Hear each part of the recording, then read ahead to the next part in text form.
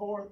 Okay, November the 4th. So remember, make sure you go back and remind them that those are the key dates that they must put down on their calendar to get out and vote, because we need representatives that's going to come into office to represent we the people.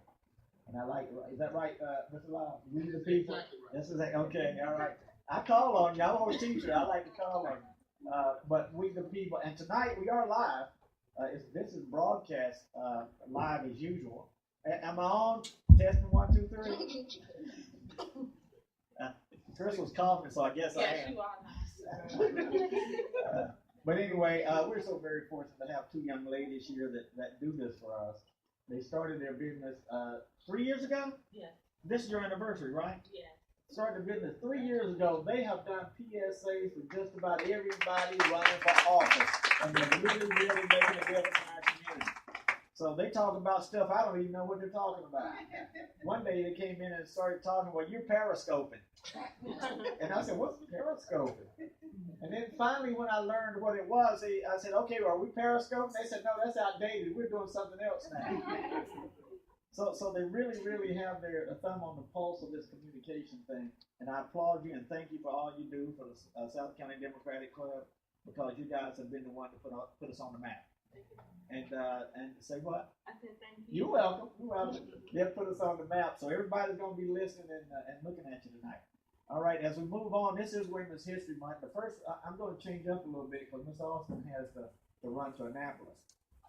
But I just want to say this. Civic meeting, okay. I just want to say this. This is Women's History Month, and we declared it Women in Democracy. But I have a couple role models that I really, really enjoy talking about, and I'm not going to really get into it tonight, but I'll mention their names because we will have Bishop come up and give us our prayer for America in just a few seconds. But one of the people I always talk about is Ida B. Wells. You familiar with her? Ida B. Wells, who stood her ground, even growing up during the days of lynching. She refused to be intimidated, and she stood her ground. Matter of fact, she was one of the first people to set on mass transit. And they had to drag her off and forcibly take her off and threaten to hang her before she had to leave her home and go live in, I think it was Tennessee. But the reason being is because she was a woman that believed in who she was. And she just couldn't believe that America would be so prejudiced to not like, to hate black people so much. But she really, really fought against lynching, because at that time they were lynching African Americans in record numbers, and she was trying to push our businesses forward. She was an entrepreneur. I mean, just a wonderful woman. If you ever get a chance to study her, study it. Another one I talk about is Queen Nzinga. Some of you may have heard me talk about Queen Nzinga, also known as Queen Nzinga of Angola. Some people say that Nzinga actually stood for queen, but others said, well, it was really out in the river. So, but I'm going to use it as a queen. So she was Queen. Queen Nzinga took over her kingdom after her brother did not want to become the king, and committed suicide. So she was next in line, and she took over the kingdom and kept slavery out of her kingdom for the next 40 years. Now, this was in the 17th century, when many of the western portions of Africa gave in to slavery. She would not let them come in. That's a strong leader. Now, you hear about some of the other people in history who have done some great things, but Queen Nzinga is one of those strong. You know, I've heard this say, "What, strong black woman?" She was an ancestor that walked the walk and talked the talk. So you need to study Queen Nzinga. Very powerful woman, and someone I like to talk about quite often. The last one will be Shirley Chisholm. Now, that was a little bit more familiar, right? Shirley Chisholm was, if I remember correctly, was the first woman and the first black woman to run for president in 1972. But before that, she was one of the first black women the black woman to go to Congress. So I think it's very important that we look at our strength, because, you know, we have to take our strength, the strength of our nation, the strength of our race, and take it and teach it to our children. Because we don't take it to our children, well, how they're going to know where they came from? Because in my classes, I used to ask all the time, how many of your descendants came from slavery? And my kids just raised their hand. I said, no, you come from the nation of kings and queens. Did nobody ever tell you that? No, we didn't know. So once you go back into your history, you'll find there's some great people in your lineage, and we need to be teaching about that, because that African American history and the history of our women over time is also American history, and so we need to make sure that the next generation is coming up with a certain amount of pride in them, so that they can understand that they're just not Americans, but they're also descendants of great people, and that they need to be aspiring to different heights too, because they, as they say, they matter too. But we have to teach that to them. And so, with that being said, those are my three. I hope that you have one or two that you thought about for you when I came up here. Bishop, you ready for give our prayer for America? Because we think that today America needs a lot of prayer. Okay? We see what's going on in our communities. We see what's going on in politics. We see what's happening in our nation. And so every meeting, we don't come up to do the pledge. We change to a prayer, because we thought that we needed a higher power to come in and help our nation move forward and aspire to different heights. So, Bishop, over here. I'm going to need the mic. I greet you all in the name of the Lord Jesus, into the house in which God created. He created it only that we, in fact, can come and lay down our burdens before Him. But in this area, today, you will leave out of here different than when you came in. And it's all because of what prayer can do and can make a change in your life. If you believe it, you can say amen. Amen. Those that don't say amen, then I know too that I can help you. So you can come back and see me at any given time. I'm a 24-hour, 7-day a week. He said He never goes, nor does He sleep. Neither do I. So when you call me, I shall be ready, even though I may be asleep. So let us come together. Please, I've got another preacher in the house too. Several. I know two evangelists in all along. I thank God for your presence here. Amen. Amen. Let us pray. Father, we come now in the name of the Lord Jesus, for you are the one that created each and every one that's under the sound of my voice. We ask now that you crown us from the top right here to the sole of our feet, that our mouths will utter the words that you want us to say. We come, oh God, because we know we need to make a change, not only here in Prince George's County, state of Maryland, but this entire world needs your help. For we all are running in different directions, but we need to come together as a unified body under the banner of Jesus Christ. We have suffered, oh God, but we don't have to suffer any longer. So I ask your prayer right now, oh God. I ask as in a prayer, oh God, right now, that we come up against any demonic force and spirit that will keep us from doing thy work. Help and assist each and every one of us that's going for office, that we will be the right candidate to be in that office position, that we can do the work that you call for us to do, and not what we think we should do. We thank you for the mindset that we have of the holiness that which you put in us. Have your way today. We ask these things in the name of the Lord Jesus. Let us all say amen. Amen. Thank you, Dr. Amen. Thank you, sir.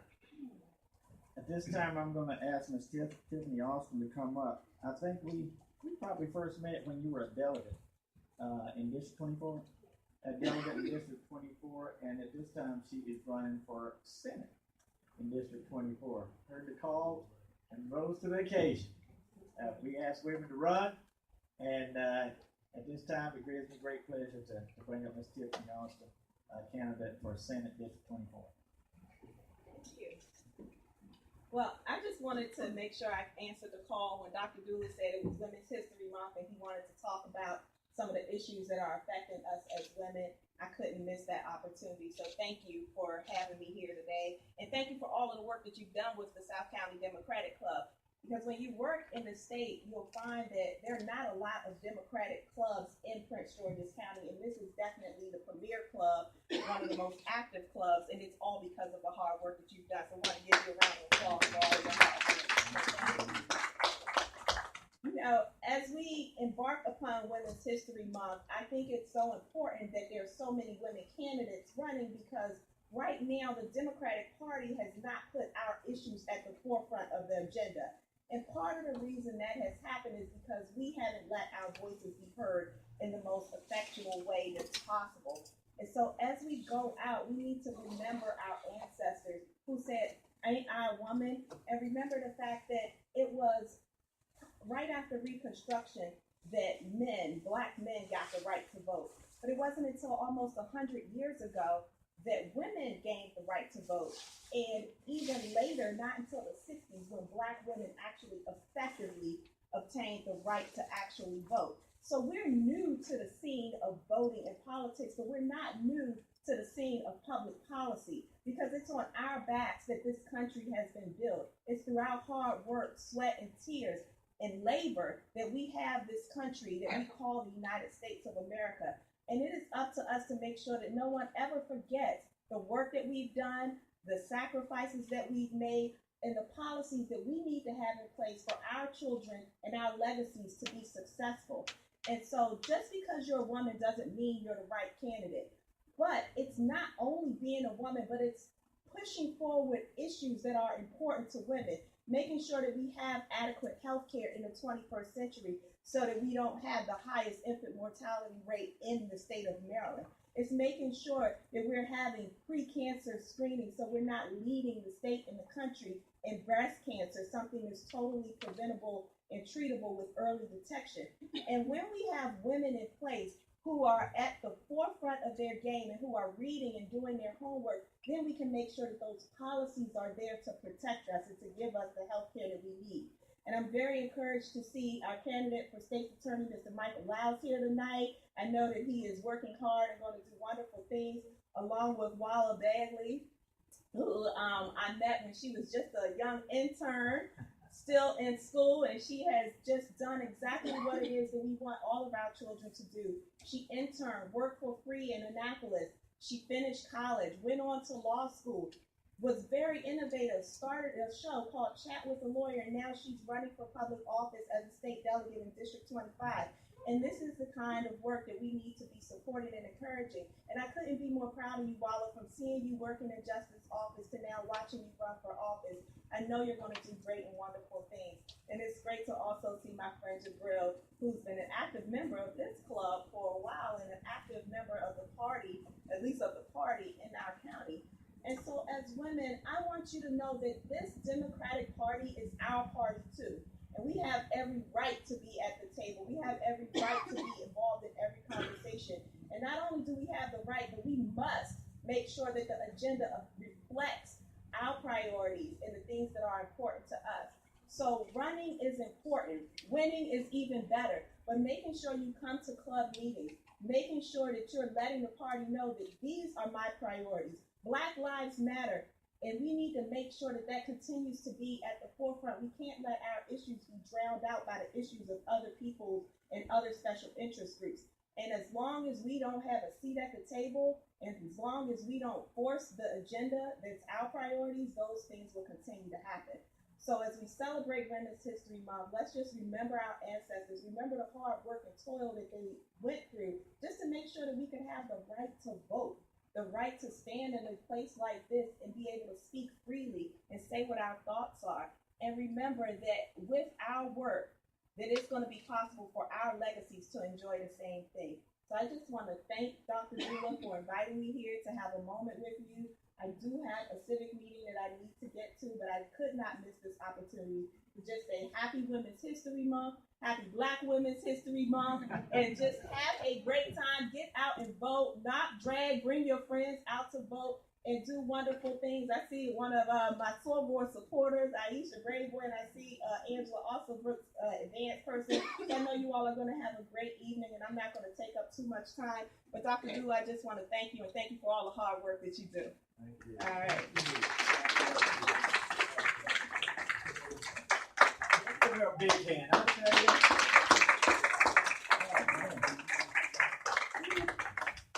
I started a little snowball rolling, but she grew it into an avalanche. But that's what we need. We need to motivate people to want to get out and vote. And so that's why tonight we're going to hear from several women who are going to talk about the issue. And you'll get a chance to meet everybody running for office. But this is a women's night. And that's why you didn't have minutes. That's why you didn't hear treasurer report, because this is a special meeting. My mother's a woman.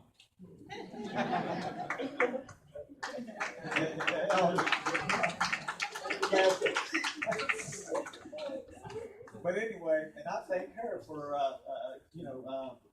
planting the seed for me, so that I know I would grow up and be the type person that I am. we all need to thank our mother. At this time, Ms.